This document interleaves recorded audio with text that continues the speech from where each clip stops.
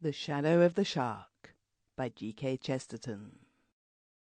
It is notable that the late Mr. Sherlock Holmes, in the course of those inspiring investigations, for which we can never be sufficiently grateful to their ingenious author, seems only twice to have ruled out an explanation as intrinsically impossible, and it is curious to notice that in both cases the distinguished author himself has since come to regard that impossible thing as possible, and even as positively true. In the first case, the great detective declared that he never knew a crime committed by a flying creature. Since the development of aviation, and especially the development of German aviation, Sir Arthur Conan Doyle, patriot and war historian, has seen a good many crimes committed by flying creatures. And in the other case, the detective implied that no deed need to be attributed to spirits or supernatural beings. In short, to any of the agencies to which Sir Arthur is now the most positive and even passionate witness. Presumably, in his present mood and philosophy, the Hound of the Baskervilles might well have been a really ghostly hound, at least if the optimism which seems to go with spiritualism would permit him to believe in such a thing as a hellhound.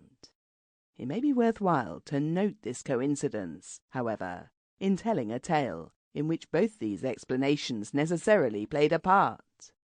The scientists were anxious to attribute it to aviation, and the spiritualists to attribute it to spirits, though it might be questioned whether either the spirit or the flying man should be congratulated on his utility as an assassin. A mystery which may yet linger as a memory, but which was in its time a sensation, revolved around the death of a certain Sir Owen Cram, a wealthy eccentric, chiefly known as a patron of learning and the arts, and the peculiarity of the case was that he was found stabbed in the middle of a great stretch of yielding sand by the seashore, on which there was absolutely no trace of any footprints but his own.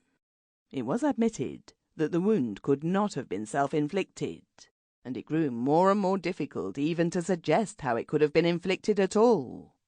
Many theories were suggested, ranging, as we have said, from that of the enthusiast for aviation to that of the enthusiast for psychical research, it being evidently regarded as a feather in the cap either of science or spiritualism to have effected so neat an operation. The true story of this strange business has never been told. It certainly contained elements which, if not supernatural, were at least supernormal. But to make it clear, we must go back to the scene with which it... Sample complete. Ready to continue?